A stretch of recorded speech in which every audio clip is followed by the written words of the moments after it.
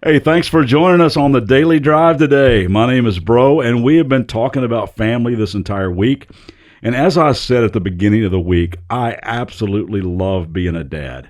It has been one of the greatest privileges of my life.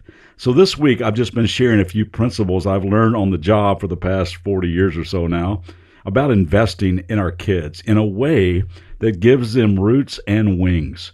And I know there are so many great parents who listen to this podcast daily. And I also know there are a bunch of you who are not parents, but we are all family.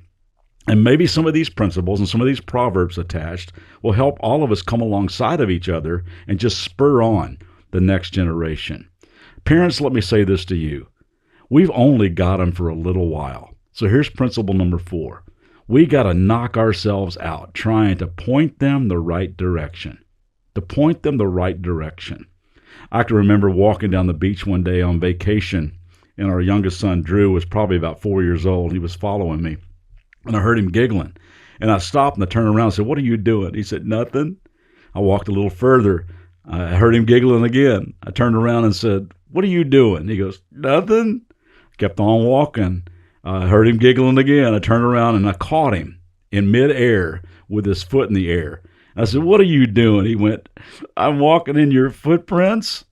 And I thought, oh man, he really is. Proverbs 4:11 says this, "My child, I will teach you wisdom's ways and lead you in straight paths. If you live a life guided by wisdom, you won't limp or stumble as you run." This is a verse that says, walk in my footprints. This is like a dad or a mom sitting down with their kids saying, you know what, I'm going to make mistakes to be sure, but I'm going to do my best to walk the right direction. I'm going to do my best to be available to lead you in the right direction. I will do my best to model in front of you and point you toward a life that's guided by the wisdom of God. That's my commitment to you. By the way, those of you kids, students that are listening to this podcast, if you have a parent that is that committed to you, let me tell you, you got a great gift. A parent that cares enough to point you toward God, a parent that cares enough to set loving boundaries for you, cares enough to instill discipline in your life, I'm telling you, it's an awesome gift because no one has ever soared very high or lasted very long or achieved very much or run very straight without loving discipline in their life. It says this in Proverbs 12:24, "Work hard and become a leader. Be lazy and become a slave." Like, any questions? Parents, it will really help in this giving them wings deal if you will equip them early on with disciplines like a strong work ethic, good study habits, money management, leadership skills, how to treat your body, how to treat other people, good manners, the discipline of putting the pain before the pleasure, decision-making skills, conflict resolution, where do you go for wisdom, how to have a consistent time of personal worship and Bible study and prayer, the discipline of solitude and gratitude and servanthood. Proverbs 5:23 says, "Death is the reward of an undisciplined life. Your foolish decisions trap you in a dead end." And so many of us know the truth of that verse in our own lives, and we greatly strengthen our kids' ability to fly when we equip them with personal discipline. And although they wouldn't publicly admit it, there's a sense of security when kids grow up knowing that there are limits and boundaries. Life without guardrails, we talked about a couple of weeks ago, is a pretty scary thing. And parents have been called by God to be the ones who point their kids the right direction and set up those loving boundaries. Proverbs 19:18 says, "Discipline your children while they are young enough to learn. If you don't, you're just helping them destroy themselves."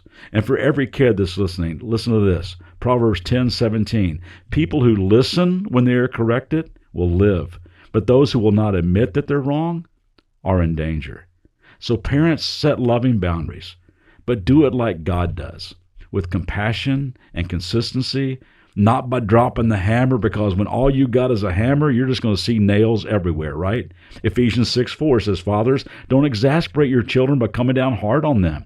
Take them by the hand and lead them in the way of the master."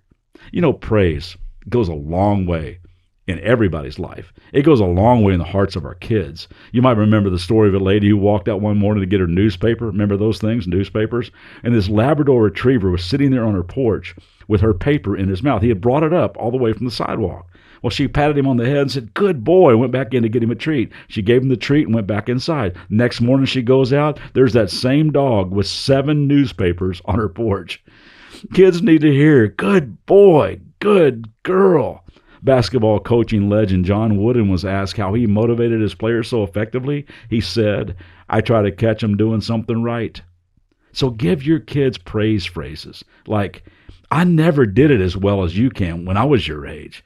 You know what? You get better at that every single day. Hey, I got to tell you, the way you handled that situation was absolutely awesome. I love to hear you laugh.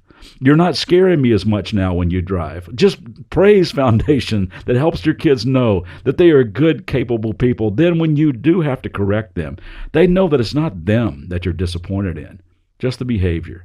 But do your best to point them the right direction toward God and His wisdom. And one last thing tomorrow, I'm going to give it to you. Come on back. Hope you have a great day today. I'll see you back tomorrow.